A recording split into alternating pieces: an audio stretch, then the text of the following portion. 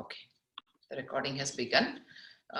We'll today start with two things. One is a bit of a concept from Patanjali Yoga Sutra, a bit of a concept from Bhagavad Gita, and then we'll move on to today's practice, which is going to be mainly on asanas. So, concept from Patanjali Yoga Sutras. Just to give you an idea of what is Patanjali Yoga Sutra, and how many of you, before we do that, how many of you know what is Patanjali Yoga Sutra? You can raise your hands, or you can make some. Okay, we have Vasant who knows, we have Lalchandji who knows, and anybody else from? Yeah, I see one hand there, and okay. So we know that people at least know. And how many of you have studied at least 2 to 3 sutras of Patanjali Yoga Sutra? Again, raise your hands. Keep the hand raised. Okay, one. We have one as well. There, and anybody else? Apart from Vasantji? And in Revanji's room. Who is raising your hand? In Revanji's room? I'm not able to see that far, unfortunately. Okay, so there is somebody there. Okay, a few sutras also you know. Okay, all right. So just to one more question. How many of you, or if any, have studied Patanjali Yoga Sutras extensively? Don't be shy. If you know well enough, you can say that. Usually we don't like to say we know enough, right? That's fine. Okay. So just to give a concept of where this science of yoga comes from. This I don't like to use the word science. At the same time, I don't know what is the word for the word, English word for the Sanskrit word called Shastra. Shastra means that which is explained very systematically. The science is a very interesting term, because they say science means there should be an empirical data and so forth, whereas ours is more of a systematically developed text is what is Shastra. The word is Shastra. Again, English word classical is also not fully going to explain, because classical means that which is traditional, that which is old, if you see the real definition on the dictionary. But here, Shastra is a systematically developed compendium that necessarily does not have a founder, because if there's one founder who writes a little text, that is not considered anything particularly Shastraic, unless the person who writes that text has already studied a whole lineage of texts, or the entire line of the same thought has continued in his mind or through his study. Only then it becomes Shastra. So Patanjali Yoga Sutra is a Shastra in that sense, meaning it's not a text founded or written by Patanjali. Although Patanjali is attributed to it, he himself says that I'm not the founder here. I'm just compiling all that knowledge that has been presented earlier and has been around earlier. He just wrote a beautiful structure to it with in the way how he has written this is he has written it as sutra. The word is sutra. Sutra means thread. In literal translation, it actually means thread. Sutra is a thread on which the knowledge is posted, right? Just as how you make a necklace and there's a thread on which the beads are sitting. In the same way, sutra is the logical connection that is given, and it's written very logically with proper connections and with proper structure, and that structure is the sutra. And the knowledge is sitting at the pearls of knowledge sitting on that sutra. So hence it's called sutra as a thread. Now, what is the definition of a sutra? Sutra definition is that it is not, it cannot be said in too many words. Like there is no duplication in sutra. The definition of sutra will come here.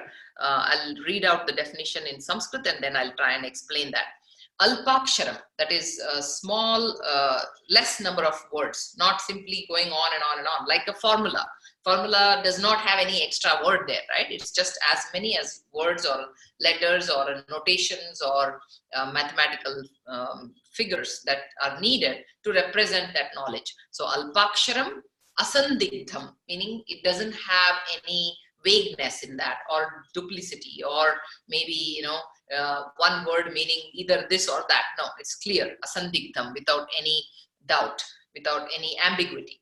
Then saravat, meaning it encompasses the whole summary of that science or the shastra. As again, I don't like to use the word science. The shastra, meaning a particular subject is covered in its entirety or in its summary, we can say. Complete science, complete subject is covered, saravat. Vishwato mukham, meaning it is applicable universally. Then it's not like applicable only in 12th century or only in 5th century, only in 21st century. No, it's universally applicable across time, across space, across cultures. Then across context, that's why it's called across cultures, because desha, kala and samaya. Samaya meaning different contexts, it is applicable. Then it becomes Vishwatomukam. And Astobam doesn't have filler words, or maybe it just doesn't stop here and there, nothing. It's just complete and flowing. Then it is Astobam. Anavadyam, it is doesn't have, no fallacies are there in that. Anavadyam. Such a way of representing anything is called the sutra way of representing, and that is how Patanjali Yoga Sutras are given. And there are 196 of these sutras, and yoga depends on another science or another shastra. I would like to use again the word shastra, called Sankhya. Sankhya is the basis on which yoga sits, or yoga is developed over the knowledge of Sankhya. Sankhya is the shastra developed by Kapila Muni. He was the sage who propounded Sankhya.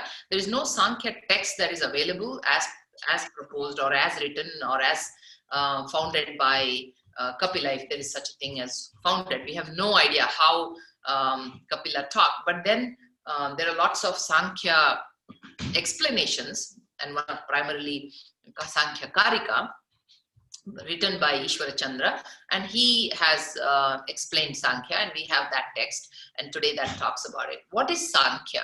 Sankhya is a explanation of how the universe is manifested. It's like taking the universe. Somebody looked at the universe and came up with what are the basic elements of universe. If you understand what that means, it's not the same. It's like taking the universe and dissecting it. Can you really dissect the universe? Mentally you can, but not necessarily physically, right? So he, in his yogic frame of mind, when he was deeply contemplating, that's when all the truths reveal to us. When we are in absolute silence to the deepest level, then there are aha moments for anybody, for that matter. Archimedes, when he came out with the law of flotation, he was in the bathtub totally relaxing. So that is how Kapila Muni, when he was deeply contemplating about the universe, he came up with some wonderful gems of wisdom, wherein he divides the world into what he calls tattvas. Tattva means element, the smallest element. He divides them further and further and further into elements. And that's why spiritual knowledge is even called Tattvajnana. Tattvajnana meaning understanding the basic element of this universe and of how we behave, what are we constituted of. And that is called Tattva Shastra, because Tattvajnana, because when you understand the basic framework of this universe, you won't get worked up on the problems of the universe. You look at the universe with a different perspective. I see a process here. I see what is happening. And this is how universe functions. And once you understand that, then you are just a part, you meaning you as a body and mind complex, is just one part of that whole process, of that whole element. And then you won't say, all right, that, so many deaths, so many floods, so many things that happen. Mind gets so carried away by that. Mind becomes so disturbed because we look at each one of them as one, we are identifying as that body-mind complex. Oh, my friend, my whatever, my community is in trouble. So that is because we are identifying it in a limited fashion. But when you identify the world in its elemental form, two ways. One is in its most elemental form, Anutva, and in its most broadest form, that is the Brahmanda. Like there is a Anutva, which is like the smallest element, and study it deeply, or you take the universe in its broadest sense and study it deeply. Either way you study, it doesn't matter. You will still come and conclude and realize the same truth.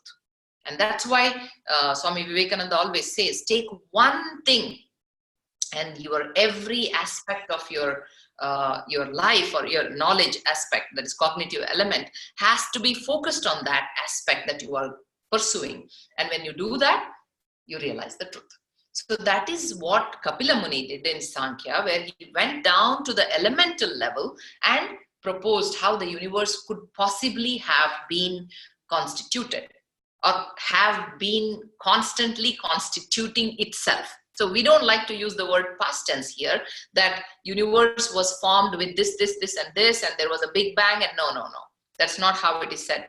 It's cyclical. It's constantly happening recursively at the microcosmic level, at the macrocosmic level. At every level, there is a constant manifestation and unmanifestation, and this cycle is constantly happening.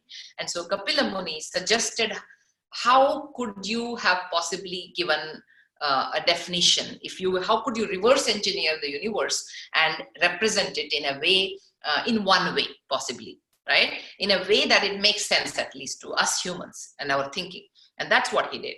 And to just give you a glance of that, I just want to go over one concept which Kapila Muni said, which is Prakriti and Purusha. Two elements exist all the time. And Purusha is the sentient element. He's again, it's given as a male principle, female principle, and that should not be used as the same feeling of I am woman and I'm man. That's not how it should be seen. That male and female principle have nothing to do with the male and females that we all are in this universe. Okay, so please detach that thinking. So there is a male principle called Purusha, which is a sentient principle. And however, that sentient principle can do nothing. Just it can be there observing. And then there is a Prakriti, which is a universe. And that Prakriti dances. That Prakriti does things. Okay, various things happen in Prakriti. But Prakriti is Jada, meaning it is not sentient principle. It doesn't have the sentience, the awareness. That comes from Purusha. So these two work together. And without Prakriti, Purusha cannot function, meaning cannot manifest. Without Purusha, Prakriti is just simply one Jada element. So they both have to work together. And in Sanskrit, the word used for this is Andha Pangu Nyaya. Andha Pangu Nyaya. Andha means blind. Pangu means one who doesn't have limb, one who cannot walk on his own. Like one limb is missing or whatever it is, right? He's hopping. He cannot walk by himself. So they want to move. They want to go somewhere. The Andha, the blind person cannot see, so he cannot go. The one without limbs cannot walk, so he cannot go. They pair up. And the one without limbs sits on top of the shoulders of the blind and says, okay, now go like this, and now turn left and go like that, and turn right, and so forth. So that is the analogy used for that. And this is the basis of Sankhya. That is, there are two aspects. One is Purusha and the other is Prakriti. And these two work together. They're not going to manifest into universe, so they have to work together. That is the Prakriti and Purusha. And later Shiva, Shakti, whatever it could be, it's all used in the same manner to show that these two elements work together. And then what happens in Prakriti? What happens? Prakriti is in balance. When Prakriti is in balance, Sattva, Rajas and Tamas are three aspects of Prakriti, three gunas, three attributes. This is also another concept that one needs to completely ground oneself. Prakriti, the Sattva, Rajas, Tamas, just explaining these three. Sattva is the principle of light, principle of balance, principle of knowledge. Knowledge now knowledge means not exactly the sentient principle of the of the Purusha. That is different. This one is in Prakriti. Here, simply anything that involves the material knowledge. Let's put it that way. So this light principle, this balancing principle is Sattva. And the second is Rajas, the motion, activity, kinetic energy is Rajas. Tamas is the potential, you can say, or lethargy rather, not potential. Tamas is the friction, the force of friction, right? Where it doesn't allow you to move freely. That exists in this universe. That is tamas. So the aspect of tamas is the reason how the objects are stable. Like say, there is a rock. It has a lot of tamasic element in it. That's why it's held stably. So it's a material. It holds things. Covalent bonds are the tamasic aspect of the universe. Then the kinetic energy, which causes things to move, transform, change, react, chemical reaction, all of it, anything that transforms, moves, is rajasic aspect of the universe. And sattva keeps these in balance. Okay, this much I hope you understand. This is how he's breaking, he's dissecting. Again, when we say dissecting, these are conceptual way of dissecting things. Okay, so our mind also can be in the state of rajas, in the state of tamas, it can be in the state of sattva. There is no good or bad or anything. Please understand. Like a tree, a little. If you take a plant, the roots are the tamasic elements of the plant. The stem is where the nutrients flow in and out and up and all. They are, or rather, we can say they are the rajasic element, and the flower which is sitting there beautifully can be represented as a sattva element. So just a way of looking at things. Again, there's no right or wrong. Please don't get caught up in that. Then this aspect of gunas formed, and there was a balance. As long as there's a balance between all three, the universe doesn't manifest. And they say at some point this became unbalanced, and then the universe came about with all its imperfections, so to say. The reason I'm using the word imperfection is because they formed, there is a word called dosha, for example. We are by ourselves. Each of us has taken one aspect of the universe. By ourselves, meaning the body-mind complex of ourselves. Whether it's a creature or a plant or an animal or a species together or something, we all have manifested certain aspects of the universe, but not the whole universe in itself. But together, we are the whole universe. So when you identify yourself with these little aspects, you find yourself to be imperfect. You find the world to be imperfect, because you're looking at the world as one piece at a time, one little thing at a time. But when you identify the universe as a combination of all of this, then you will see the world as the most perfect thing that is out there. And whether it's a flood or a hurricane or a lightning or a wildfire or any of these negative things, or there is a beautiful science of yoga that we are talking about, or your own knowledge, your own excellence, your own achievements, your own beautiful hearts that each one of you are, you will see that aspect and this other aspect together, constantly working together. And that's what makes the universe as a whole. And the Advaita concept of Vedanta says, look at it this way, look at it wholly. Don't look at one side or the other side. And that's what happened with Christianity. They say, okay, this is the God and this is Satan, and they are constantly at war. It's one way of looking at it. No right or wrong way. This is one way of looking at it. Whereas Hinduism in Advaita philosophy, they said, or Dvaita philosophy, it doesn't matter. Good and bad were never described in any spiritual text. because they exist, they coexist, and they always coexist. But that's not where you identify yourself. That is not your identification aspect at all. Tattva jnana means understanding the whole, each of these tattvas, the elemental forms of the universe, how it is constituted, the building blocks of how the attributes of sattva, rajas, tamas, and which in turn form the pancha mahabhutas, which are the earth, fire, water, all of that, right? The akasha and all.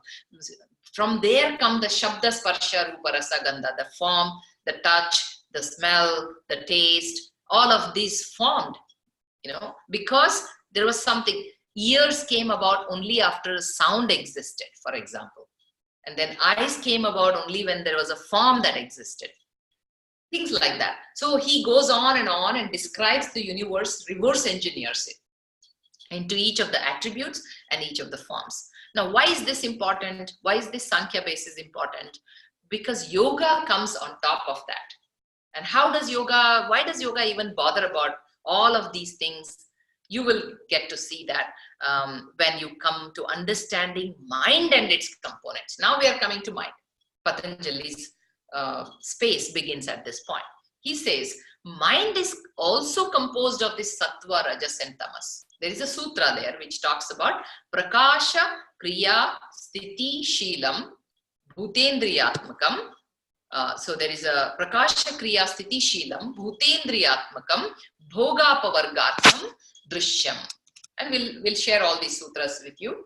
Prakasha means light, sattva.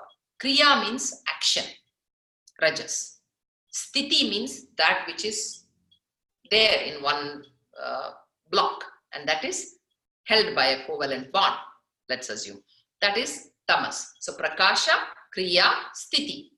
So three things. Prakasha, kriya, sthiti, shilam, bhutendriyatmakam. So what does it contain? It contains bhuta. Bhuta means we all are bhutas. We are all creatures, bhutas. Indriya, senses. So now there is sattva, rajas, tamas element, and there is mind, the senses. Now mind is composed of the sattva, rajas, tamas, and the senses are getting the input from the universe. And based on our nature, we process that input. If one set of music may be very relaxing for somebody, the same set of music may be very annoying for somebody. You see that? If there is a rajasic mind listening to a very hip-hop song, they'll say, wow, I love this song. If I'm in a very sattvic mode and that's who I am and I don't like hip-hop song, then what happens? I would prefer some spiritual, simple stuff. And then the rajasic person may say, hey, you're so boring. You see the difference? As youngsters, we may be a little bit more rajasic.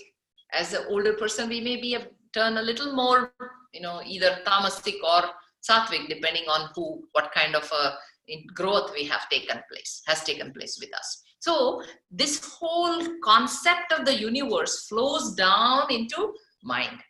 See how Indian spirituality is Shastra, because we don't really sit down and look at mind as mind. We look at the mind as constituting of the elements of the universe. Mind itself is constituting of the element of the universe. Then it is so much better to see and understand the mind and then go deeper into the mind to study the mind itself. Nobody has studied the mind. We say psychology, modern psychology.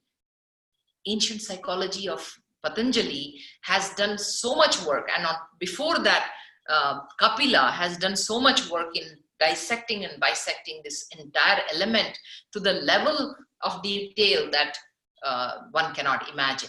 That is the idea of Patanjali Yoga Sutras and Bhagavad and Sankhya. And with that, I would like to just now go into one aspect today. So we talked about Prakasha, Kriya, Sthiti, Shilam. I'll be sharing this sutra. We talked about Bhutendriyatmakam. The last part we'll finish and then we move on. Bhoga pavargartham drishyam. Drishyam is the word. The word is scenery. Drishyam is the meaning of that. Scenery, seen, what's something seen. Drishya. I'm a seer and there is a scenery in front of me. That is, the world is considered as drishya, scenery. That's it. how much we identify ourselves with the world, we almost get lost in the world, thinking that the world is me or mine. Whereas the constant definition given by all the spiritual texts are drishya. So he says this is a scenery. That means like a movie. It's just scenery. There's a screen and you're seeing something. There is something out there and it's a scenery. Whereas you're not, if you are part of it, then you won't call it scenery, right? So drishyam is bhogapavargartham drishyam. So it's a drishyam, and what kind of drishyam and what for is that drishyam? Bhoga apavarga. These are another two words. I know this is a lot of subject for you to digest. But believe me, I will be bringing all of that in the session when we come in the future sessions. But I want to define only bhoga and apavarga and move on. Bhoga means to enjoy. Apavarga means to let go. So this world is a scenery made of prakasha, kriya, sthiti, that is sattva, rajas, tamas, and it is bhutendriyatmakam. It is made up of bhutas, that is our body mind complex, and our senses, indriya, bhutendriyatmakam. It is constituted of these, and it is for the sake of bhoga and apavarga. That is for you to enjoy and for you to let go. See, there is no word called for you to suffer. So if I am getting attached to something and I'm just filled with pleasure, there must be pain inside, because that's the other side of the coin. But for me to let go and observe a movie, observe and watch like a movie, then there is no question of getting miserable. Oh, I felt miserable because the hero in the movie died. Usually we don't say that. We say, wow, that was a fantastic movie. Even though it may be a tragic movie, we don't say that it was a movie that gave me PTSD. I mean, unless, of course, we have some emotion in our real life that we are connecting to. But if we don't, then we just simply enjoy the movie. And however, how many ever people get killed in the movie. So the point here is, you world like it is a movie, and then enjoy it, and then eventually let go, because you walk out of the movie theater. You don't sit there and suffer, right?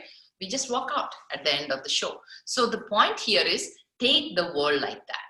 And that is the essence of Patanjali, very important sutras, because it is also lets you understand the Sankhya basis of Patanjali Yoga Sutra. That's why I brought that.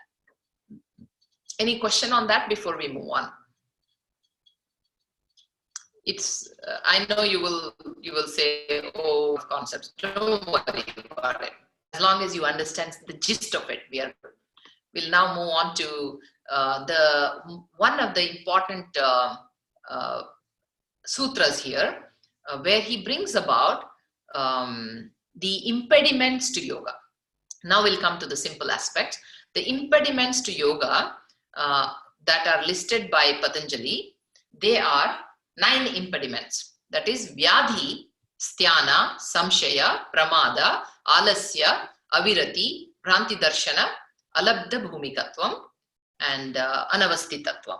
So there is a sutra which you can actually memorize. Vyadhi, Sthana, Samshaya, Pramada, Alasya, Avirati. I mean, it just goes in a very nice song way. We'll teach you when we come there. The point, I'll just simply mention what are the impediments based on this definition. Vyadhi means disease, illness. So you understand that if you are sick, then yoga, your mind cannot be feeling, you cannot take the spiritual practice to the next level. So physical or mental health is considered the most important before you seek the spiritual health. So it comes after you are decently well. It's, of course, he's not saying you have to be totally healthy, and because in our definition or in any ancient definition of health, total health is simply infinite. It can go up to infinite. So vyadhi or any disease, apparent disease, should not be there. Because if that's the case, if you have pain, discomfort, or any mental illness, you cannot sit there and be one-pointed. And that is the idea here. Sthana, dullness or inability to focus. So if you cannot focus due to any reason, then you're sleepy. Such reasons also. Restless mind, cannot concentrate. So if you haven't gotten your sleep, then maybe that's one of the things you can do before you come to yoga. Samshaya, doubt. If your mind is in hesitation, nobody can force you into yoga, for example. If you are not a believer of that, then you cannot take spirituality. Pramada, carelessness or negligence or constant life of carelessness. Like whatever, I don't have any mission in life. I'm always careless. That kind of a person cannot do yoga. So practice of discipline is very, very important. And that is the prerequisite for yoga, in fact. Alasya, laziness. It's very easy for us to early morning get up and say, I'm feeling sleepy, I've been sick, and all these things. Many a times when you drag yourself up from the out of the bed and do your yoga, you will actually thank yourself that you got up. So laziness is not, they say that a yogi who has practiced for 60 years, the second following day, also he'll be getting up with a great tamasic tendency in the mind saying, hey, please sleep, get some more sleep. And he has to drag himself out of the body, out of the bed. That is how life is. And so alasya is one big impediment. Avirati. Avirati is lack of enthusiasm. That is, we sit down to practice. We take life as a routine exercise.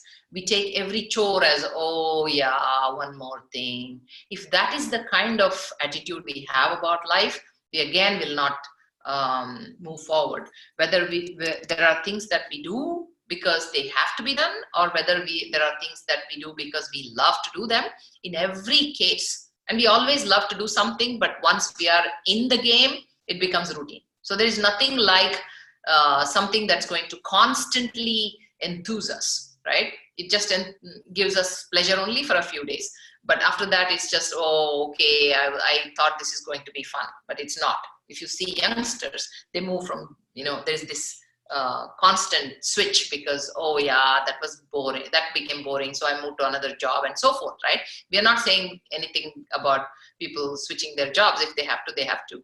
But what we are really trying to say is, no matter what you are doing, do with a complete enthusiasm. Avirati, that lack of that enthusiasm is avirati, and that's a distraction. Bhranti, darshana. Bhranti is delusion. So confused ideas. I'm identifying myself with something that is not giving me the highest purpose. Then that is Bhranti, and we get lost in that. And that should not, that's another impediment. Alabdha bhumikatvam, despondency. When we haven't achieved good results, it's very difficult for us to always be successful, right? Especially if the goal is big, then there will be many, many failures. Intermittent failures is what we call them, because there is nothing like ultimate failure. That little failure, that little loss of progress, lack of progress, we become, we simply think that, okay, everything is lost. We lose hopes. And that should not happen either. Then finally, anavasthitatvam, instability. If we are we fail to maintain our progress due to forgetfulness, we make a great resolve, and then next month, only January is the resolve. Then after that, that we are not stable enough in our resolve. So these are, or in our attempt to practice. So that is called alabdha bhumikatvam. Bhumika is the ground. Not being able to maintain that ground is alabdha bhumikatvam. So there are 9 of these impediments to yoga. I just wanted to cover that today. And from here, we can now move on to the practice of yoga. If you have any questions, meanwhile. Okay. So yes, this is a very vast field, and we cannot explain everything in one shot, nor can you fathom the whole depth of the meaning in every concept at the first lecture. But in spiritual texts, they say that any subject you take, you study it wholly 9 times for you to understand the concept and ground yourself. So you have begun somewhere, I guess. Okay, so let us now come to the mat. Please. You can tell me the number of that sutra, please. I'm sorry? The sutra with the impediments. Can you inform us of where we could find the sutra? Oh, the sutra. I'll send you the meaning of these, and I will ask you to write a reflection on them. This is a Patanjali Yoga Sutra. I don't know the sutra number at this point, but it's basically easy to find, but we'll do that. I don't know the exact sutra at this point, the number that is. Okay, we will send you the information. And not only that, we'll ask you to write what are your impediments. So the homework will be based on these 9 impediments. What is where do you see as the biggest impediment, if any? If you say, I don't have any impediment, that's okay. But if you do, then which one would that be? That will be your homework. So yes, you won't miss that. Okay. All right. So let us come to the mat. And tell me if you can see me fully and you can hear me fully. If not, shout out. Can you see me fully? Chinmay?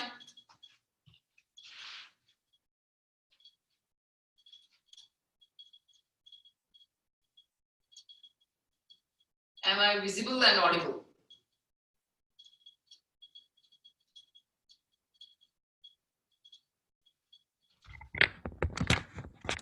Okay. Am I visible and audible? Wait. I was not audible. Sorry, I had my monitor plugged in. Yes, you are audible and visible. Okay.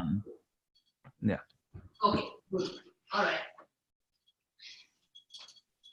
So today we'll practice asanas. Holding of the asanas. Just before we do that, we'll do some loosening practice and Surya Namaskars, and then we'll go into the asana practice. Okay, the usual breath and body synchronization. We'll practice 2 of them, all standing, so that it just becomes easy for us. Arms in and out. Bring your arms in front of you at the shoulder level. And as you inhale, take your arms out toward, expand them all the way back. And as you exhale, bring your arms in front of you, palms close to each other. Inhale, Ujjayi breath, stretch out. Exhale and bring your arms together. 2 more times. Inhale, stretch out. Exhale, bring your arms close. 1 last time. Inhale. You can do faster or slower depending on your own breath. Exhale. Bring your arms in the front. We'll chant 3 sounds as we exhale. Inhale, stretch out.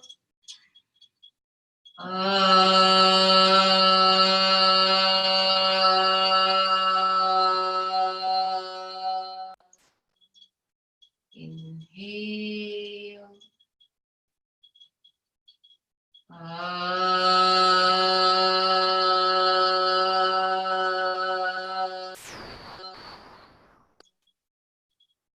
Inhale.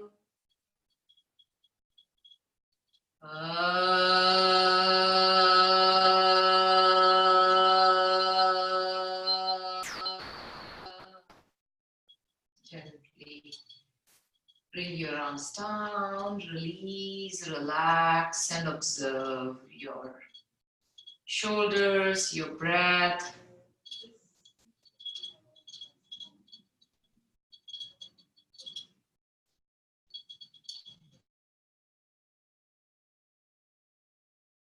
Sthiti. We'll practice ankle stretch breathing. Okay. And as you inhale, lift your arms up and come up on your toes, lifting the heels off the ground. And as you exhale, bring the arms down and come back on your feet. Inhale, arms up, stretch up. Exhale, arms down. 2 more times. Inhale up, stretch up. Exhale and down. And last one, we'll be holding there. So inhale, arms up, come up on your toes and stretch up and fix the gaze at a point. Stay there, breathe. Excellent practice for young kids, especially to help them balance. Stay on your toes and exhale. Bring your arms down, come back on your feet and release the arms, relax and observe. By gazing at one point, by staying in balance, your mind learns to balance and focus. And now moving on to loosening practices. Let us practice the shoulder rotations. Hope you can still see me. Now we'll just do one little quick practice of shoulder rotations, lifting the shoulders front, up, back, down, as fast as you can do. And reverse. This one is without bringing your hands onto the shoulders. There is another version called this way, where you bring your hands and practice with the elbows. And today we just chose not to do that. And now we'll practice neck movements. Bring your head down. Stretch the back of the neck. And lift your head up and take the head back. Exhale, stretch. Bring your head down. Inhale, back. One last time, exhale down. And inhale, bend back. And gently come back, side to side, to the right. Gently to the left. To the right. To the left. Last one, to the right and to the left. And now, bending the head toward the shoulder. Gently bring the head to the right, toward the right shoulder and to the left. So that was turning, this is bend. To the right and left, head to the shoulder. Without lifting the shoulders, at your own pace. And last step, the right and to the left. And come back to the center. And now, we can practice half rotations, lower half, like pendulum. Just rotate from right to left, left to right. Just moving like a pendulum. And if you have okay neck and no spondylitis or anything, then take the neck into full rotations. So to the left, back, to the right, and down. 3 circles in one direction. And when the head comes down, reverse the circle onto the other direction.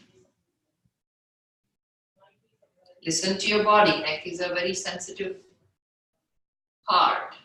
If you don't have enough range, then stay with your range. Listen to your body.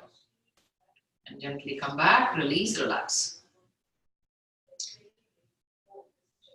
Observe the neck muscles. And now we'll just do some twisting practices. Hands in the front, palms facing down, bending the elbows and bringing the hands at the chest level. As you exhale, throw the right hand back, twist right. Inhale, come back, exhale, take the left hand back, twist to the left. So do that in a continuous motion. Exhale in the final twisting pose. Feet are grounded nicely. You're only twisting at the hip joint and above. Exhale, exhale, exhale.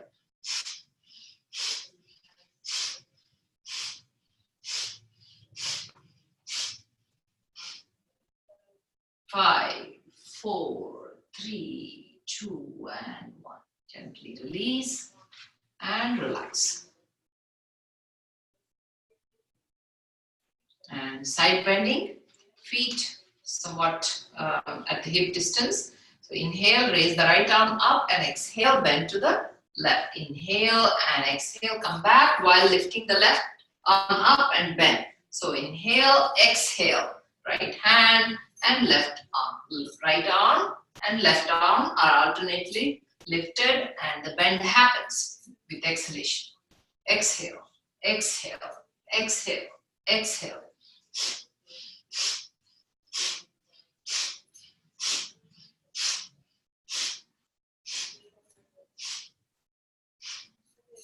And gently stop.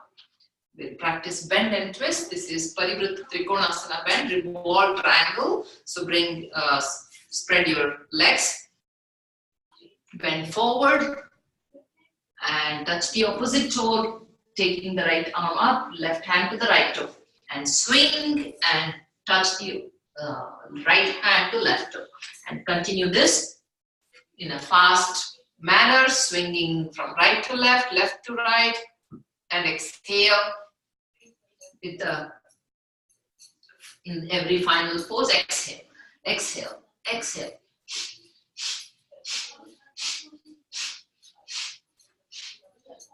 And slow down and gently stop the practice and tie your hands like the way I'm doing right now. You're tying your lower arms and bring your whole body down, as far down as you can. So you're forward bending with wide legs. So that is safe for people, even if you have mild back pain, it's okay because when your legs are wide, you're actually using your hip joints, you're loosening your hip joints here. And gently come back up. Bend one leg, and come back to the sthiti here. And come to Shitila Tadasana and observe the changes.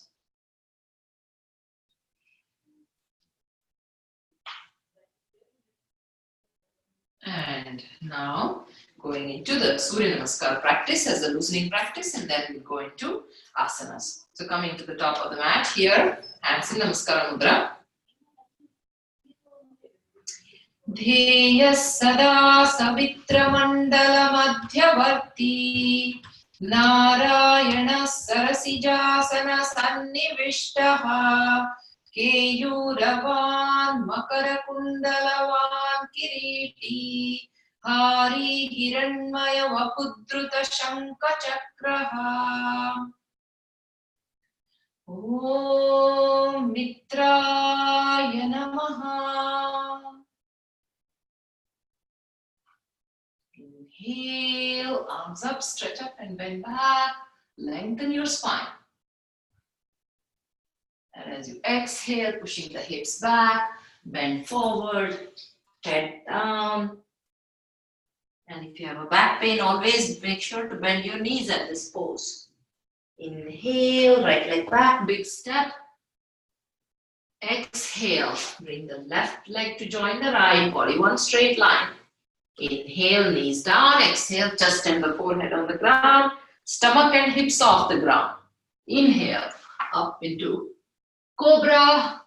Exhale, down into the mountain. You can walk your feet just a bit. Bring the heels possibly down and take the hips up and back.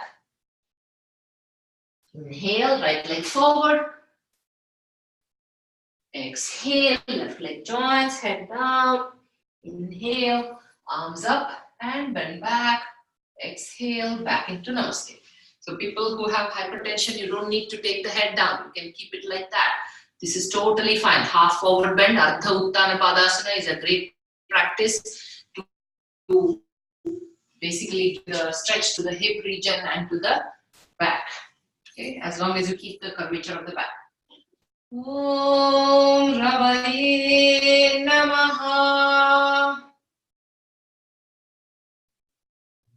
Inhale, up and back, ekam, dve, down. Exhale. Trini, inhale, left leg back.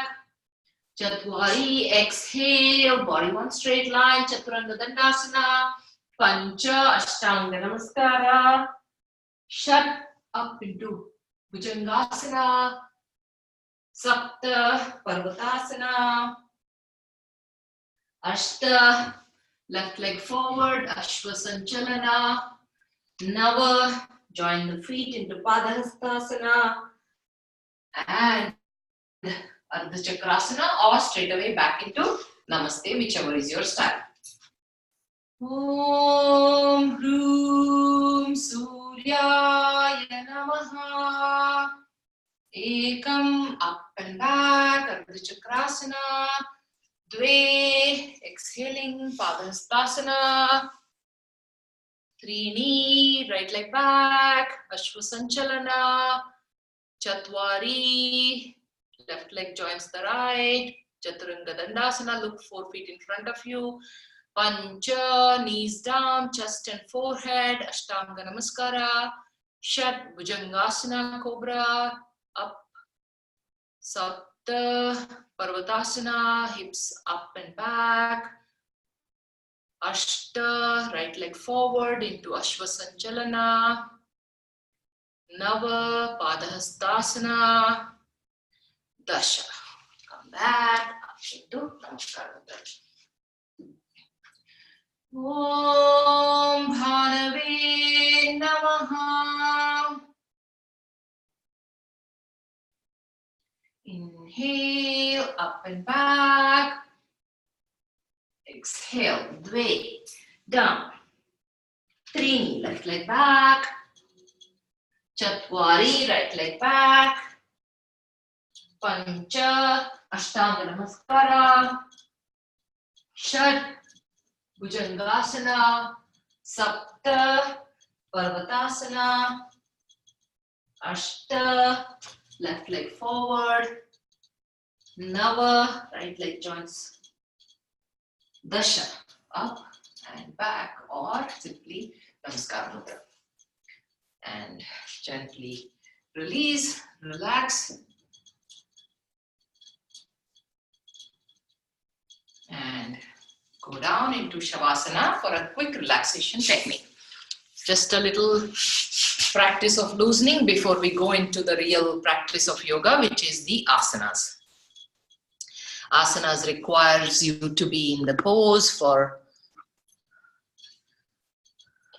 quite a length of time, for which the body has to be prepared, and loosening and Surya Namaskars help us in that.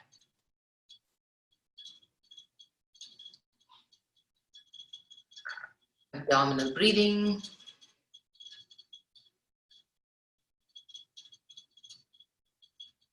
Inhale, the abdomen bulges out.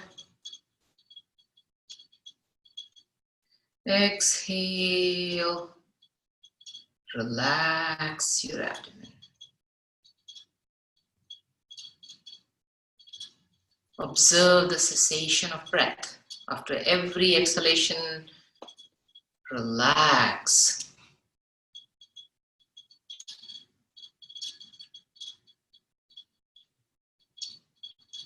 Inhale, exhale, inhale, exhale.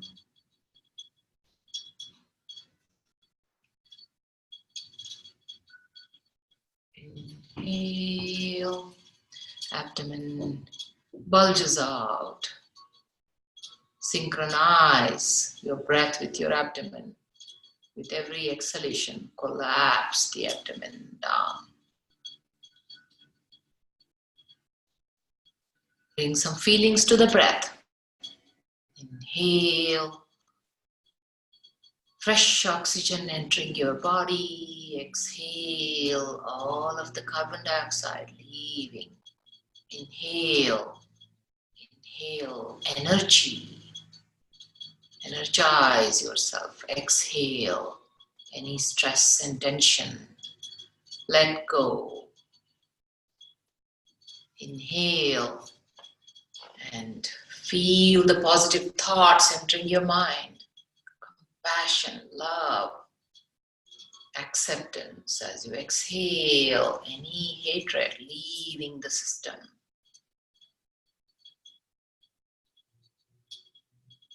And we'll chant 3 akara. Inhale.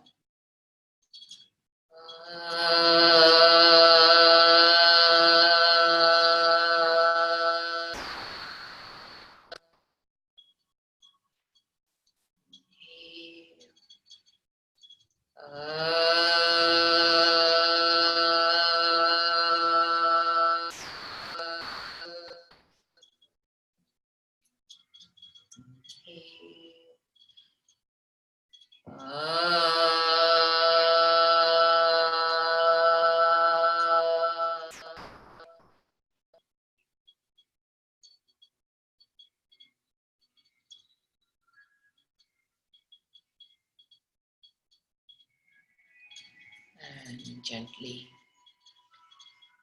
when you're ready to turn over, take the right arm above the head, left hand on the abdomen, bend the left leg, turn over to the right. And when you're ready, come up to sitting.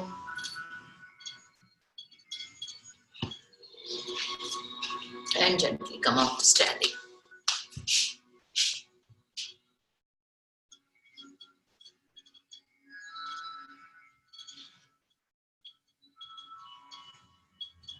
Okay, now we'll move on to the practice of asanas, standing, sitting, supine, prone and supine. So standing practices, we'll pick 2 practices. One is the Vrikshasana and the other is Virabhadrasana. The goal of the practice today is to be in the pose without losing the balance, without feeling miserable, without thinking that it's too difficult. Because we'll be giving you options to stay there without being, without making it too much for you. So we'll give you the variations. You stand in such a way that it's comfortable for you. The feeling of timelessness. There are 2 definitions of asana as per Patanjali. One is Stiram Sukham Asanam, where you are stable and you are in comfort. And the second definition is Prayatna Shaitilya Ananta Samapattinya. That means you are effortless in your standing or in your whatever pose, and you are feeling Ananta Samapatti, which means you feel timeless. You feel you have merged with the infinite bliss. And that is the idea of asana. So if you are miserable, then you won't feel that. Okay, now first is Vrikshasana. The straightforward Vrikshasana can be just even like one toe on the ground. See what I'm doing with the leg. The toe is on the ground. I have opened the knee like that. So hip opener, it's a great hip opener. You're standing on one leg. You're taking your arms up, or if you have hypertension and you don't want to take your arms up, you can also stand in Namaste at your chest level, whichever works for you. And you fix the gaze at a point in front of you and you stand, drawing the belly in and up, and we will be timing ourselves to stand there. The other is the most classical position wherein you stand on one leg with the other leg at the corner of the thigh. So whatever position you take, go ahead, take that, and we'll be standing there for a good 1 minute. So, all right, so take the position, the right arm out for support, left hand to the left corner of the thigh, or putting the toe on the ground, or maybe a little bit lower, just above the knee or below the knee, whatever works for you. Stand with gaze fixed at a point in front of you.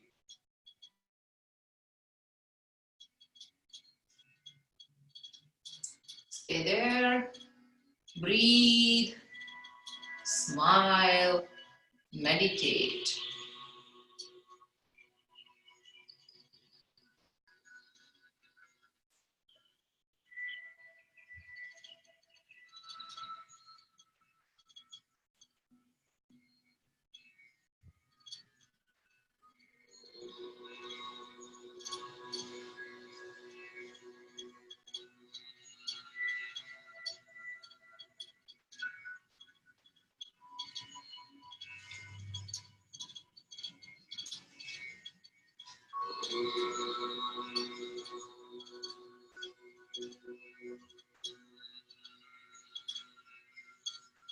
And gently, when you are ready to bring the arms down and leg down, release and relax, eyes closed.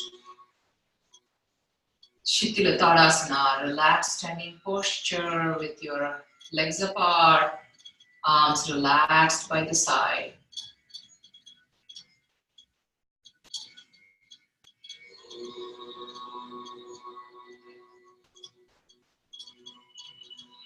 And gently come back to Sthiti. Now take the position on the other side. It can be as simple as just a toe down or taking the leg at any part, lifting the leg to the corner of the thigh or anywhere you like to lift. Arms up in Namaskara Mudra above, making the, you can tie the hands with index fingers pointing up or bringing Namaskara Mudra at the chest level. Stay there, fix the gaze at a point and breathe and smile.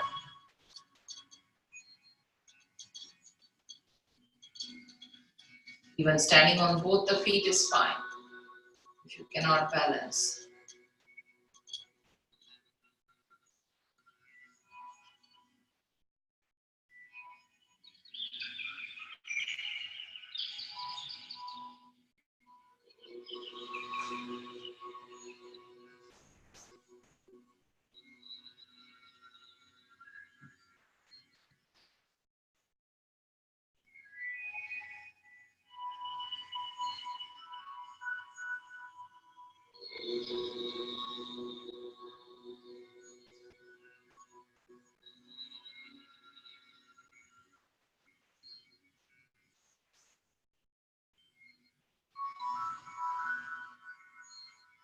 And gently bring your arms down, release and relax, eyes closed.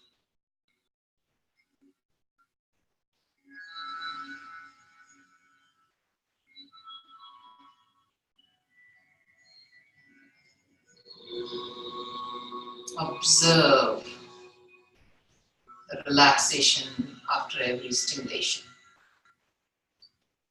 And back to Sthiti. The next one will be Virabhadrasana. I'm sure you have done all these things, but just an effect.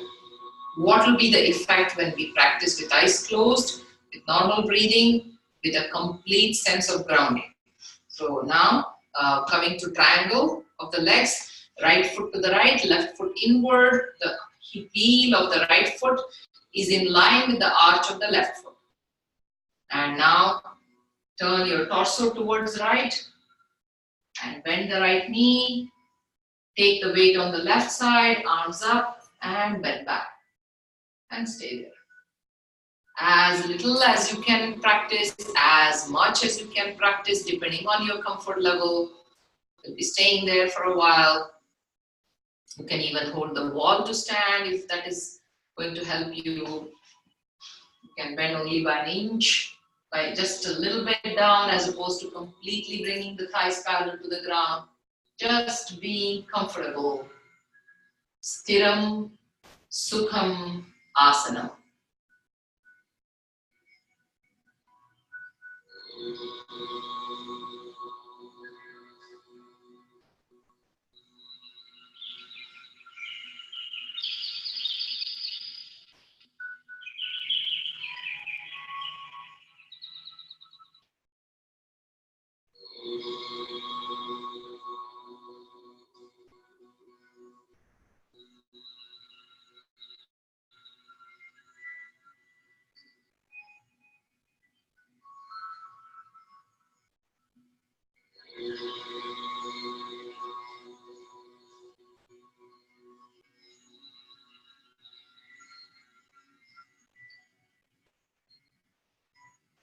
Gently bring yourself down out of the pose, turning the feet to the opposite side,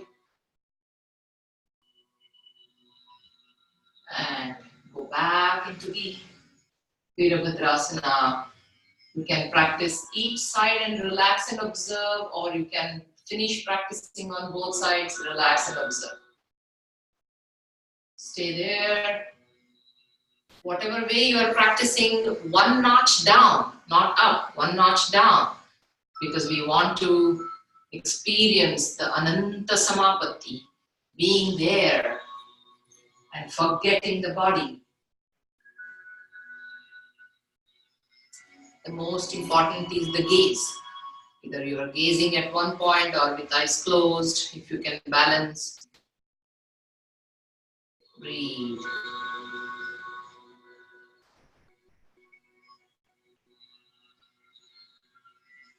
And gently come out. Release. Bend one leg. Join into the other into Tadasana. And relax in Shitala Tadasana. And observe the effect of the practice on your thighs, on your arms, on your mind and breath.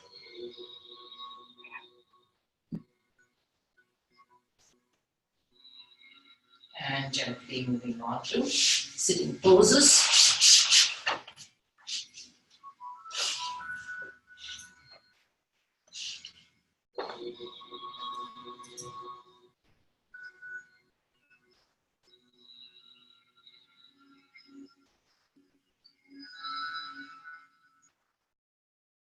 And let us practice Baddha Konasana. Initially as a butterfly and then holding the pose. Hold your, bring your, from Dandasana, bend your legs and knees by the side. Hold your feet back straight and gently just simply flap your knees, your legs to the side. And when you're ready, you don't, if you cannot hold, if they're too tight, you can even take your hands at the back and support them. And even if you're holding here like this with hands supported at the back, the goal, however, is the spine is tall and long and reaching up, open the chest. And then try to push the knees down as far down as they can go. If that is the only way you can practice, no worries. Those who can hold your feet and keep the spine tall, stay there.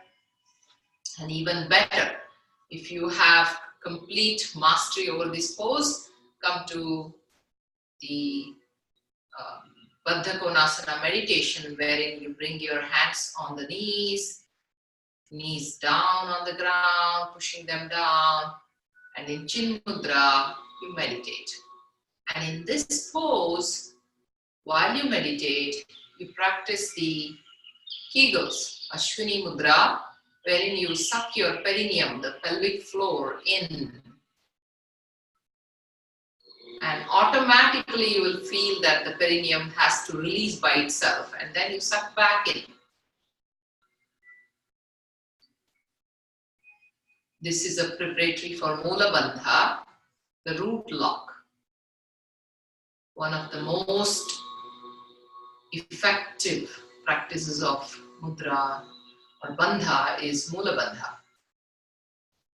And to prepare for that, Ashwini Mudra, eyes closed, go deep within, whichever pose you are in, into the perineum.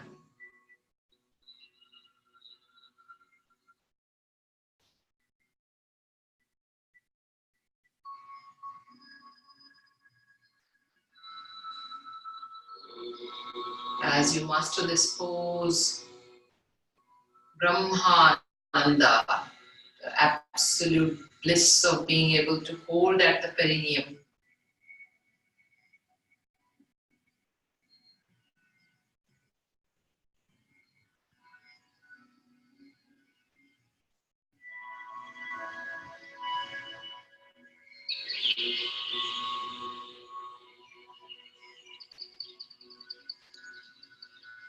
Gently release the legs and relax in Shitila Dandasana, legs stretched up outward, hands at the back supporting the head, the neck.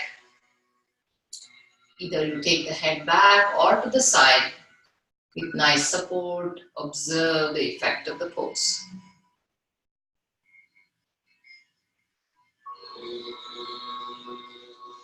And gently come back to the sthiti. We'll practice two more asanas in this pose, and then go into Padmasana. At least the preparation of Padmasana, if not Padmasana. So first is the Ardha Matsyendrasana. In this pose, take the right leg, bend it, put it next to the outside of the left knee. And bring the spine straight, both sit bones on the ground. You're sitting on both the bones, sit bones, and your one leg is stretched out, the other is held straight like that, the knee is straight up. And now, if you can bend the left leg and bring the left heel to the next to the left hip, the right hip that is, left heel to the right hip, if you can bring it. If you cannot keep the leg straight itself, that's okay. If you don't have flexibility, you can practice like this too.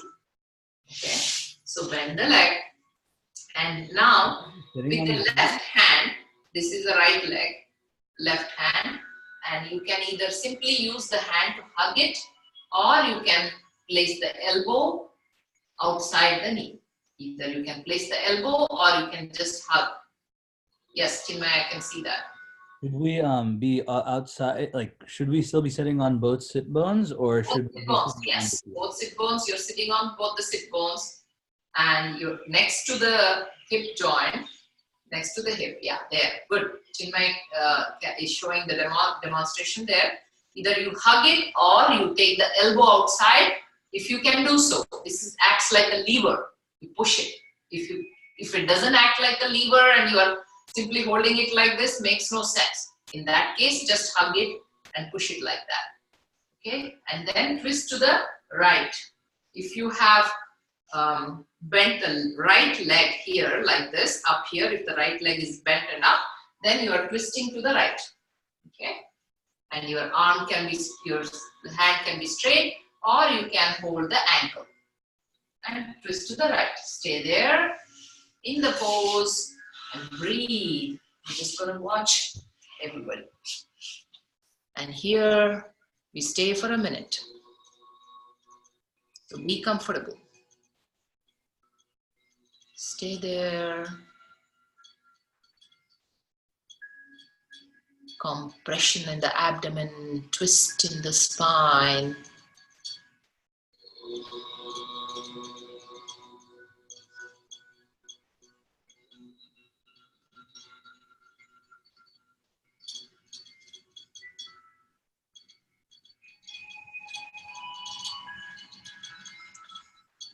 The goal is to forget the body. You can only do so if you are in comfort. So sthiram, stable, sukham, comfort, and forgetting the body. Ananta samapatti. And when you are ready, release and relax in Dandasana, stretching the legs in the front, and observe the asynchronous effect on one side.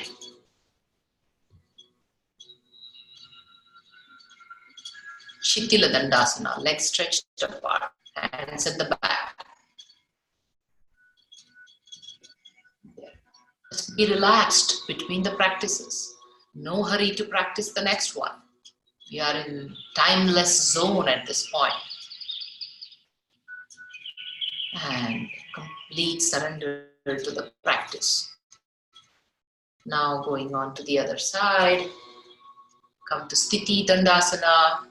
Feet together, back straight.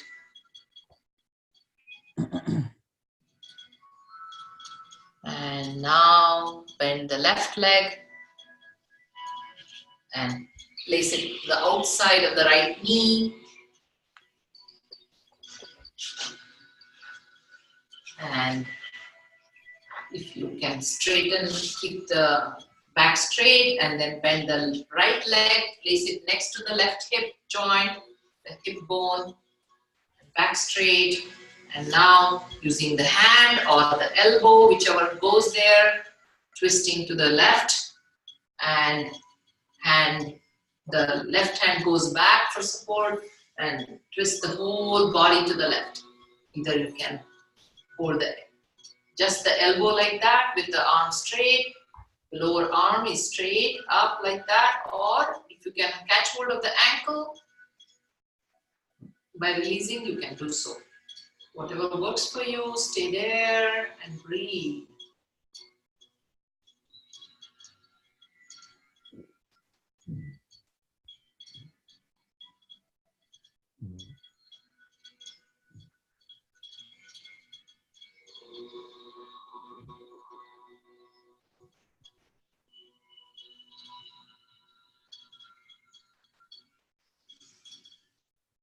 Complete surrender to the pose. With every exhalation, the body starts loosening. The muscles, tension loosens up, lengthens.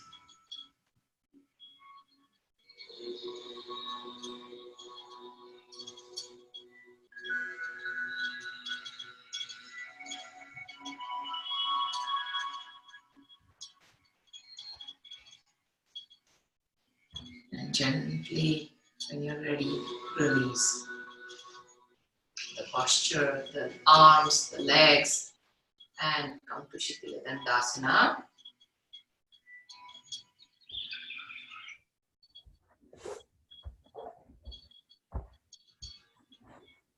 And moving on to the next practice, which is the Gomukhasana in two parts. Only the lower part first. And some of you may not be able to practice completely, that fully, that is fine. The idea is to sit, and however you like to sit.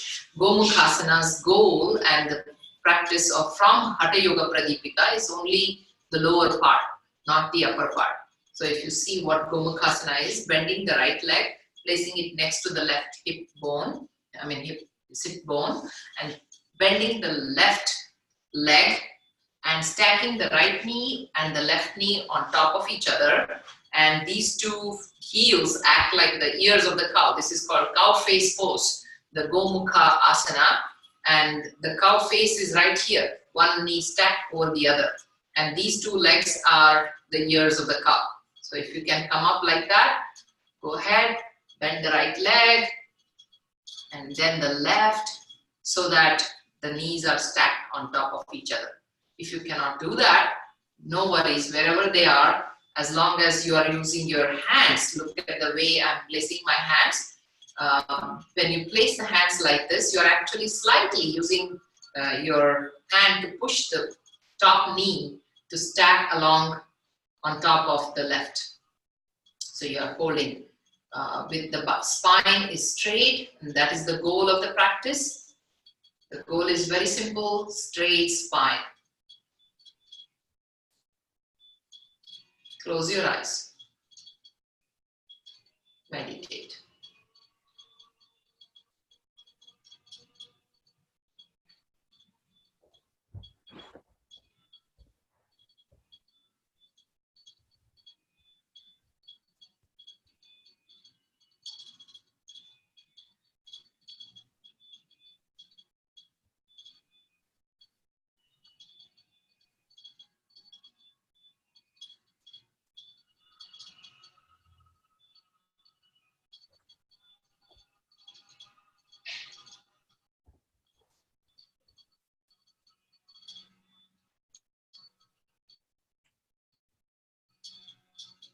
Gomukhasana instantly puts you in a meditative state.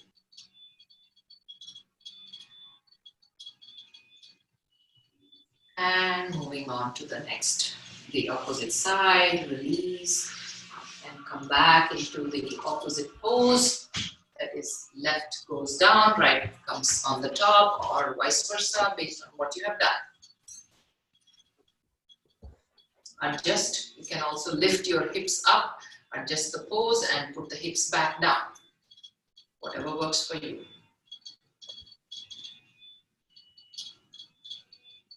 Opens your hip joints. Gives the stretch to the sides of the hips.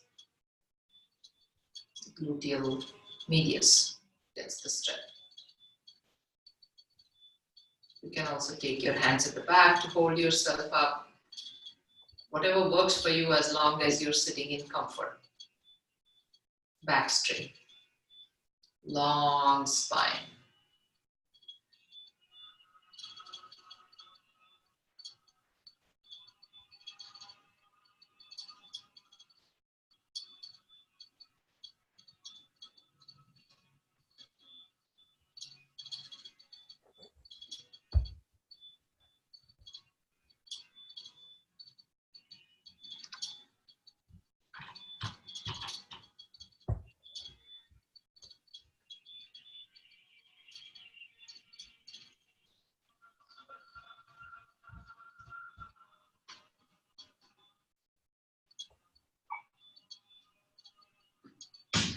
And gently release and relax.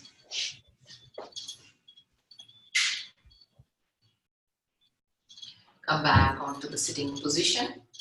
We'll do the hand portion without using the legs, only the hand portion. Sit in any comfortable position. And now raise the right arm up and take it back. Left arm, bring the thumb down and then turn the hand and bring it below the back. I mean at the back of the palm is touching the back and slide it up, up, up until you hook the hands. If you cannot hook the hands, don't worry about it. Place them in such a way that you can make a triangle of your upper hand. Yeah, triangle of your upper hand and place them. Yeah, there. Very good. Very good. Chinmay showing that. Upper triangle of your upper hand and just place the head on that. Make sure the neck is straight. Make sure your neck is straight. Your body is nice and tall. Torso is tall. Spine is tall.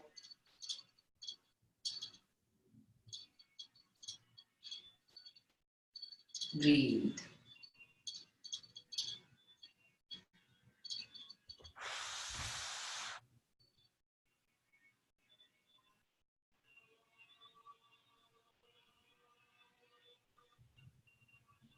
And gently bring your arms down.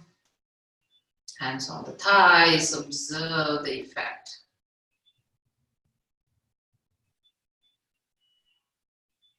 And now going to the other side. Inhale, lift the left arm up, take it back. Right arm by the horizontal, turning the palm to bring the thumb down and take the hand back. Slide the hand up the back and see if you can hook the hands. If not, just place them wherever they are. Neck is straight. Breathe.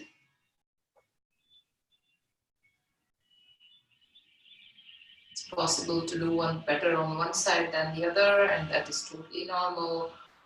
It's okay to hook only on one side. Stay, breathe.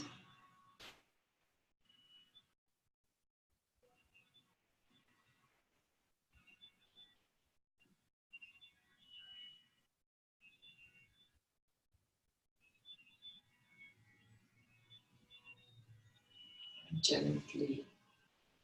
Whenever you're ready to come down, release the hands, placing them on the thighs, relax.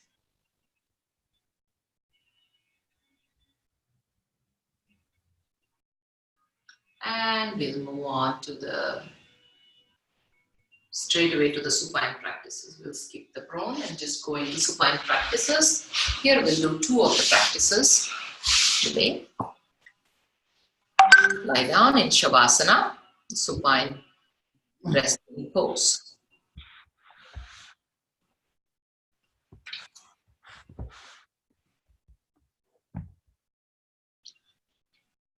Since you all have been practicing yoga, if you can practice the Sarvangasana, that is the shoulder stand,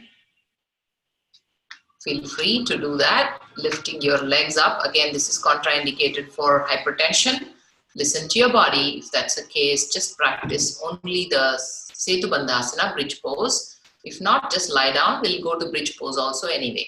So gently lifting your legs up, take the legs back and lift your hips off the ground. Take the whole torso up, legs up, all the way up. Only the neck and the head is down. From the neck, the whole body is up. Support your head, support your waist with the hands. And go up all the way. Stay there with legs straight, vertical. Engage the core when you do stay up. Again, being in comfort, being in sukham and in stiram.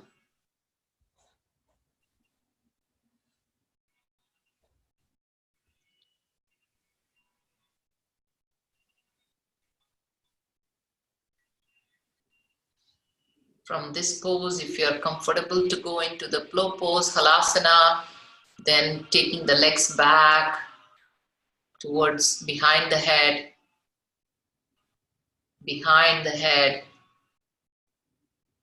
and slowly keeping the knees straight if possible. If not, bend them. Take the legs back.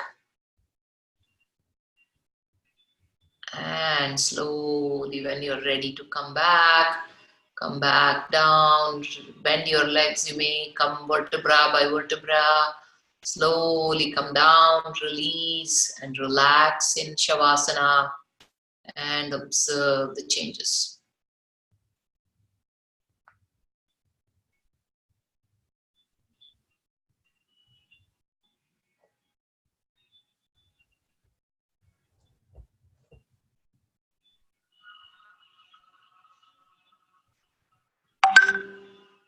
Now gently, last two practices, bend the legs for the Setu Bandhasana, that is bridge pose. Bend the legs, feet on the ground. You can hold your ankles or you can place your hands by the side, palms facing down. And as you inhale, lift your hips, lower back, middle back, upper back, off the ground. And if you have the flexibility, take your shoulders backward and interlock the hands of the fingers. Interlock the fingers of the hands and place them below the thighs, below the buttocks. While you stretch up, external rotation of the shoulders will give you the lift, bigger lift. If you only feel comfortable doing so. Chinmay is showing the demo.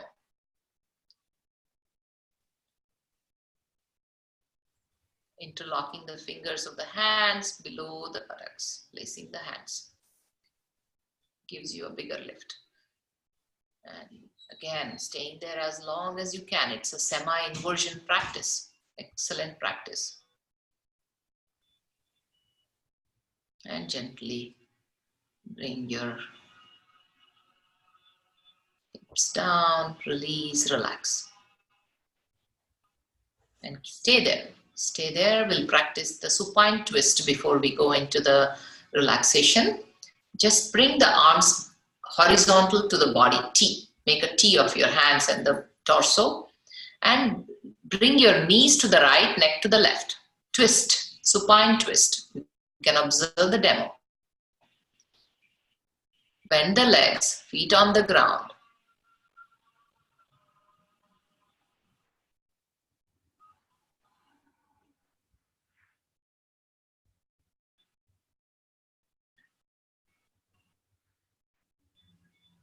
Feet on the ground, bending the legs, twist to the right, knees to the right, neck to the left, and vice versa. Knees to the left, neck to the right. At your own pace, take your time. Just before we go into relaxation. And gently come back. Release, relax in Shavasana.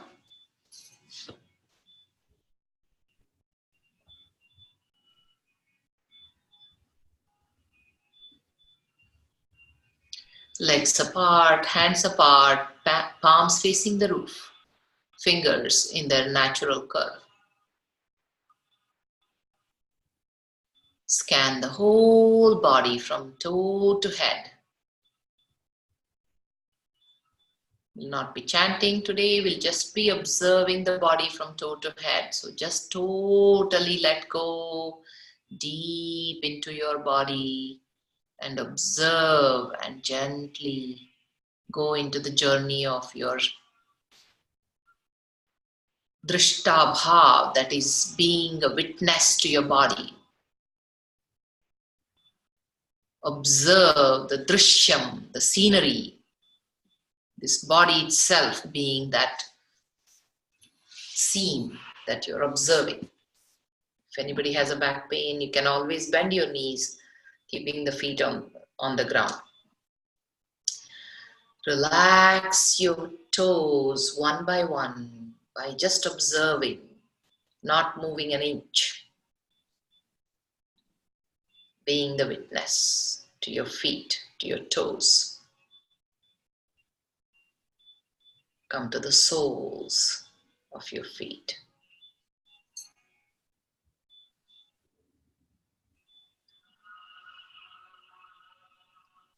Come to the ankle joints.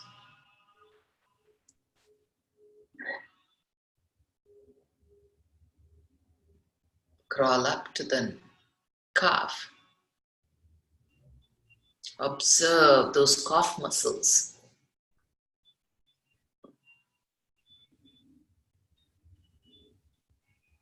Observe your shin.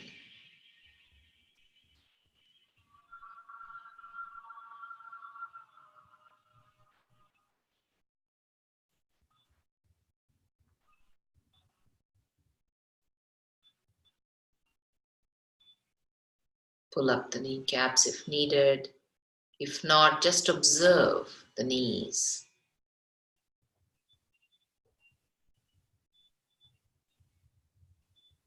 Crawl up to the thighs. Observe your thighs.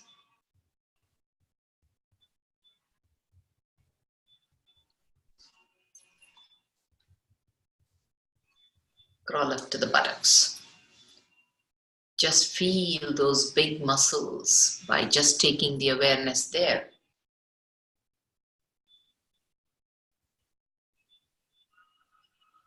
Come to the hip joints. Just observe your hip region. Come to the pelvic floor. Crawl into the pelvis. All the pelvic organs. Just observe. Melt them with your awareness.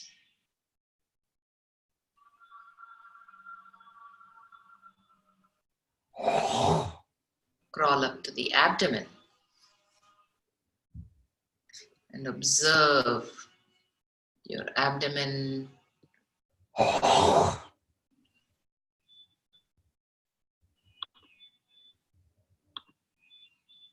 Inhale and exhale the abdomen. Movement happens and observe. Crawling up to the chest. As you inhale, the chest expands. Observe. As you exhale, feel the lungs collapsing down. Come to the back. Observe the lower back.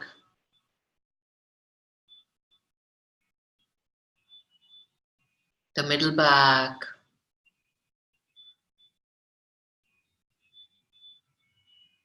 and the upper back. Relax the entire spine on the ground.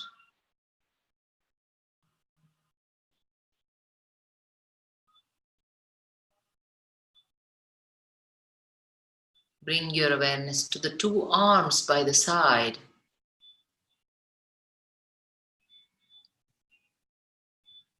Come to the hands. Observe each and every finger, one by one, releasing any tension, and feel the changes in these highly sensitive parts of the body. Come to the palms. Observe the inside of the palms.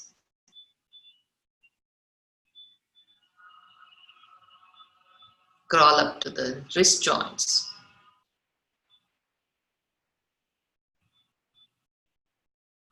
Go up to the elbow joints. From wrist joints to elbow joints, every muscle, be aware of it. Observe. Relax.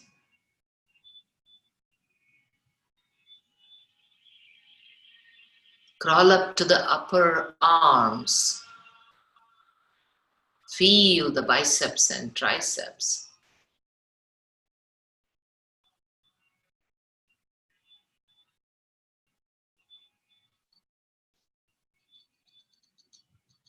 Crawl up to the shoulders. Let go of the tension in the shoulders and observe. Again, Drishta Bhav, observe the entire middle part of the body, totally relaxed. Bring your awareness to the neck region, another place of tension. Let go, relax your neck muscles, keeping the head in the most comfortable position.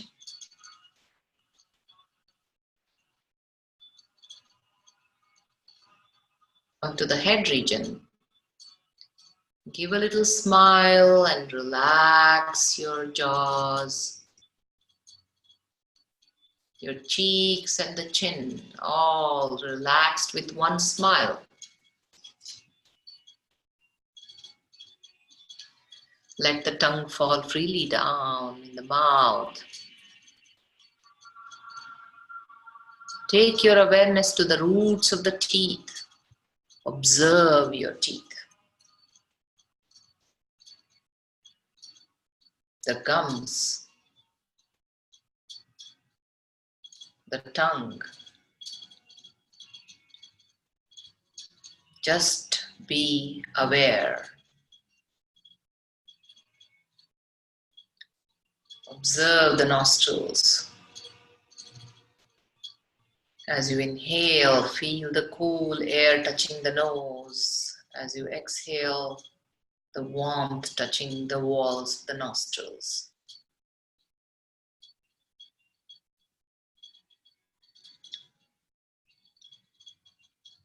Come to the eyes. Feel the weight of the eyeballs into the eye sockets.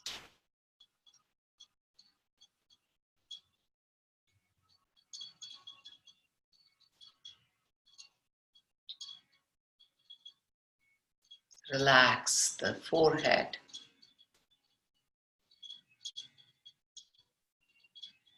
Relax the sides of the head. Relax the back of the head. Feel the weight of the head on the ground.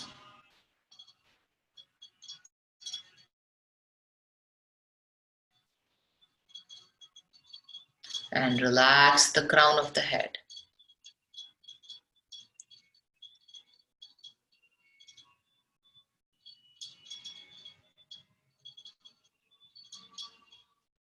The whole of the body from toe to head beautifully relaxed.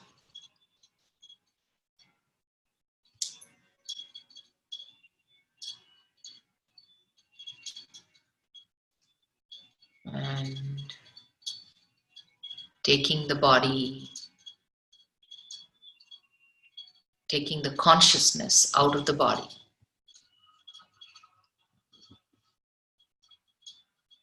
Bringing yourself out, observe the whole body lying on the ground as you take the awareness to the blue sky, the vast expansion of the universe. Take your awareness out into the sky. You are all that you ever wanted to be because you are it all. Feel that awareness of that vast expansion, Ananta Samapatti. Merge into this blue sky.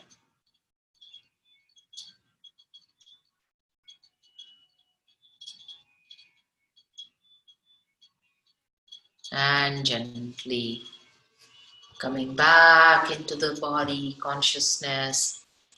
Feel the body rejuvenate with the new energy that enters into your body.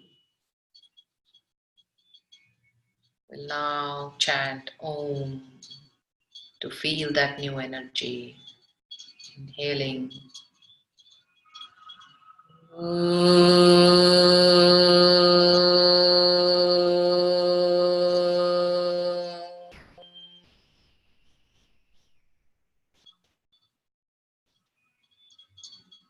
And gently giving some movement to your toes, to your fingers. And taking both arms above the head, giving a nice stretch from toe to head.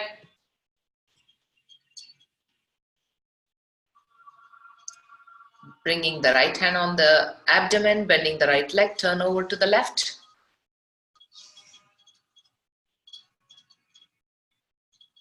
And when you're ready, come up to sitting.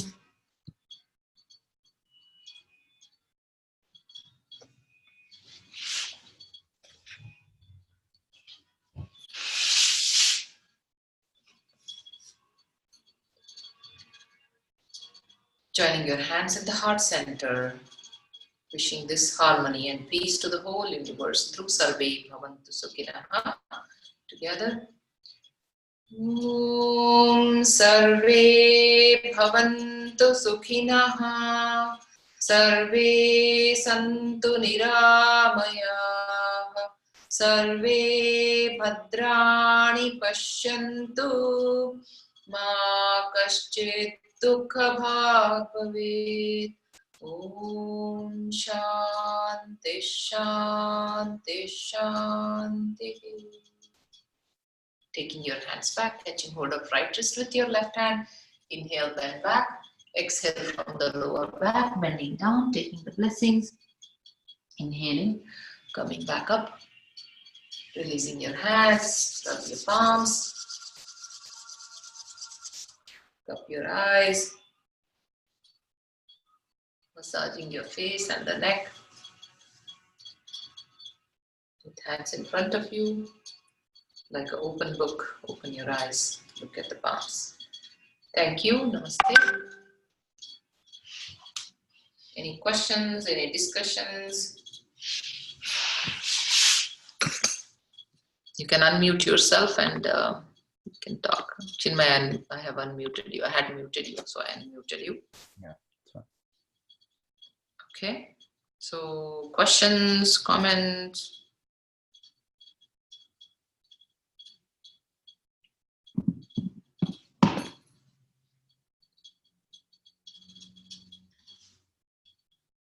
And we'll be sharing a Yoga Bhakti class, which is it's not going to be as hard as the other one I shared. I just wanted that little, a little boost to our practice. So last week's practice was a little intense, but that's not how we'll be sharing. The next video will not be like that. So we'll be sharing that with you and you will be asked to practice that that's a holistic practice.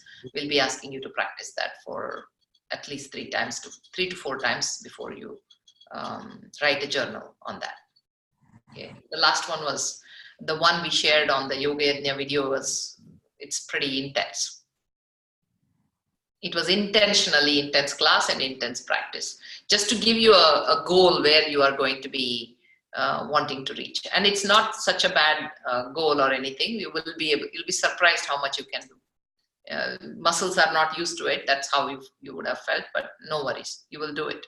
Just that the next video will not be like that. It's meant to be, you will be given this holistic practice a little more than what I did today, but not too much. Yeah. Any questions? Anything?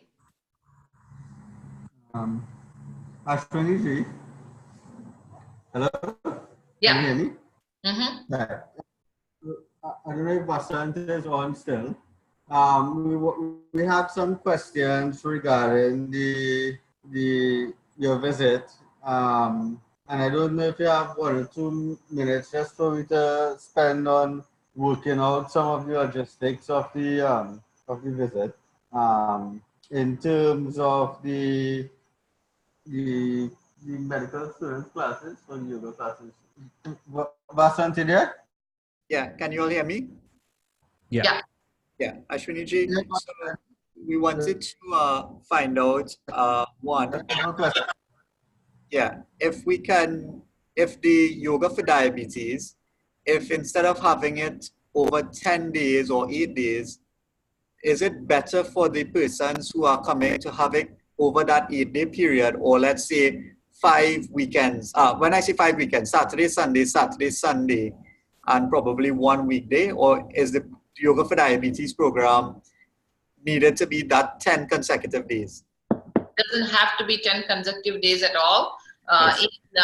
In India, in Prashanti, in Vivekananda Yoga Research Foundation, they go to places and they conduct camps. So that's why they conduct it as 10 contiguous days. But that is not necessary, nor is it even feasible for people to do that. At Yoga Bharati here in the Bay Area, we do Saturday, Sunday for 7 weekends. Okay. We have done that. We also have done the ideal protocol is 1 weekday and 1 weekend day at the minimum, 2 or 3 classes per week for about 5 to 6 weeks is the minimum and the most effective practice, because everybody should know. Even Saturday, Sunday is not a good deal, because you do practice Saturday, Sunday, and then you go for a whole week. Instead, we do 1 weekday and 1 weekend day, weekday evening and weekend day morning. That way, it's most effective. But based on whatever your whatever is possible for you guys, you should do that. But you can also, while Chinmay is there, you can practice for 10 days continuously, or maybe even 15 days. That is maybe 4 days a week. Yeah. Twice, Because 8 to 10 classes that way, and then later you change the protocol. Yeah, because we were thinking how to make it attractive for persons from the public to come and come that 8 days or 10 days for the program. So do you think that if we do it like a 8 to 4 Saturday and Sunday, it may be too much at once for them to really truly grasp the necessary changes anyway? No, we just finished one SDM yesterday. Yes. And we did Saturday, Sunday for 7 weeks, 7 Saturday, Sundays. No, but the problem is we only have Chinmayji for that month in January. So we were thinking if we can have one of the SDM practice, maybe we can work out how feasible it is to do it either probably 8 or 10 days consecutively. Yeah. While we were thinking. Even with Chinmay around, you don't need to do 8 or 10 days continuously, right? Keep it like, let's say he's there for 3 weeks. All 3 weeks, 3 classes per week would be still pretty okay. I mean, you do that 9 classes, and whatever else concluding, you can always conclude yourself. Well, it doesn't matter. He will do as long as he can do, and whatever is feasible for him to do. And meanwhile, we are also training you on the protocol, so you should be able to take that from there. That's and what you're already getting so much training, and then those 7 days of training that we give also enables you quite a bit. So you are pretty okay after that to continue. the pace with which we're learning now, we're hoping that when we come there, the week that we're there, it's really just going to be solidifying what we have been working on now, and then teaching this like special techniques for SDM as well. So when I'm glad everyone is here to listen, because when I'm after that first week and we all do the intensive workshop, we're hoping that what we can do is I've discussed this with Ravenji, but we're hoping we could have a couple of people shadowing every class that I'm doing, as in like a couple of our core group here that we have, so that way you are getting hours, and like aside from shadowing, once you get the hang of it, once you get that know how to teach properly, then we can even start splitting the classes a little bit, and I can start overseeing you all teach as well. So what we can do is we can train you on the curriculum that we're planning on providing for the whole SDM, for multiple weeks after, right? Or for however long it would take after my visit, if I'm not able to complete everything in my visit. But in the time that I'm there, I'll be able to cover all of the major things in terms of SDM. And then the practice after I leave, worst case, we're hoping that after I leave, it'll just be a matter of kind of continuing the practices that I've already taught to improve retention, so that when they go home, when they're on their own, they know what to practice. So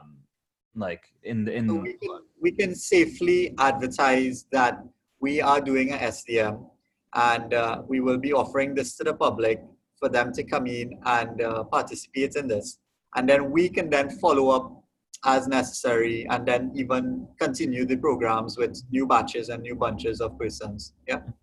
Exactly. Okay. And it doesn't matter if, say, he does 3/4 of the program, he would continue with the next 1/4, or he does 50%, you continue with the other 50%. Doesn't matter. What we're trying to do is to get persons to commit to an 8-day program, so that they can learn the practice and how they can improve their glycemic and diabetes control. And from that, then we can expand to how this Siasa University recommends the program, with the 2 weekends or the weekends for 7 weekends, 1 weekday for 7 weeks. And we can continue like that. Exactly. And then we're hoping each one of you can also then do workshops kind of in your own areas or in different areas to branch out from there. So then we can just start spreading that knowledge. Correct. Okay. Yeah. And just one thing. Sorry, with the program for the medical professionals, is there any flyer or literature you have for us so that we can advertise what it is about? Like, it's yoga therapies, yoga for physicians, yoga for patients, that sort of thing. So I think we have, academic literature, we have plenty of that in terms of, we don't have any such a document written up. We can definitely write